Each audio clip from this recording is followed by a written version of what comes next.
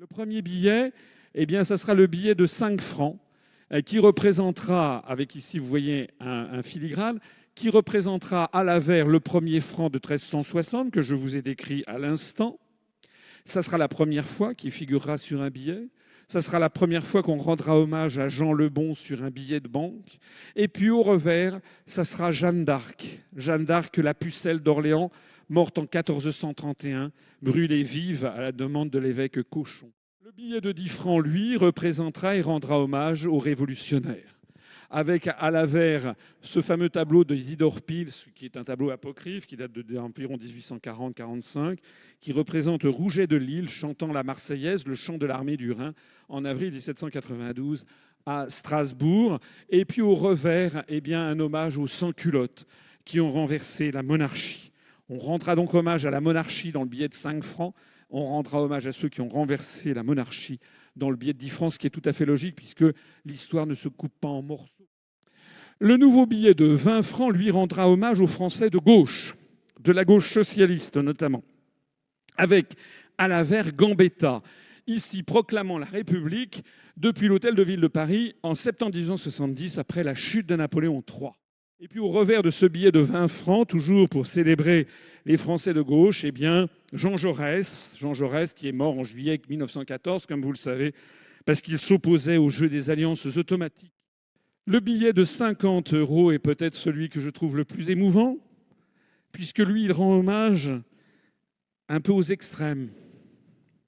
Il rend hommage, côté avers, à l'extrême gauche, et ainsi qu'aux immigrés et aux étrangers qui se sont battus pour que vive la France. Puis le revers de ce billet, c'est pratiquement l'inverse.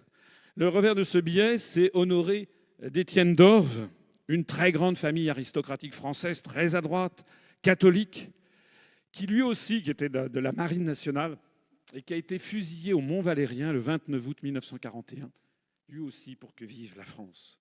Le billet de 100 francs représentera Charles de Gaulle, chef de la France libre en juin 1940. Je n'ai rien à ajouter, si ce n'est que Charles de Gaulle, comme d'ailleurs toutes les personnalités citées auparavant, n'ont jamais fait l'objet d'un billet en France, d'un billet de francs. Et donc il est temps de rendre hommage aux fondateurs de la France libre, de la résistance, de la Ve République. Et puis le revers de ce billet de 100 francs rendra hommage à Félix Éboué, compagnon de la Libération, un compatriote noir. Jamais, en tout cas dans les billets dans les billets de coloniaux, ça a déjà été le cas, mais dans les billets de la République française, il n'y a jamais eu de billets qui représentent certains compatriotes français noirs. Vous savez que Félix Éboué a sauvé l'honneur de la haute fonction publique française. Le billet de 200 francs, enfin le dernier billet, eh bien, représentera, ça on se fera un petit plaisir collectif, si je peux me permettre. C'est la statue de la République, place de la République à Paris, qui brandit un rameau d'olivier, symbole de paix et de République. Et puis au verso, eh bien, ça sera le génie de la liberté au sommet de la colonne de la place de la Bastille, où figurent les noms des quelques 3000 Parisiens et Français qui ont été fusillés, assassinés en fait, par les troupes de Charles X en 1830. Voilà. Alors en d'autres termes, eh bien, comme vous le voyez, recréer le franc, seule l'UPR est prête. Je ne dis pas que ces billets ne changeront pas tout à fait définitivement de forme. Il faudra qu'ils soient revus par certains de nos nouveaux graphistes.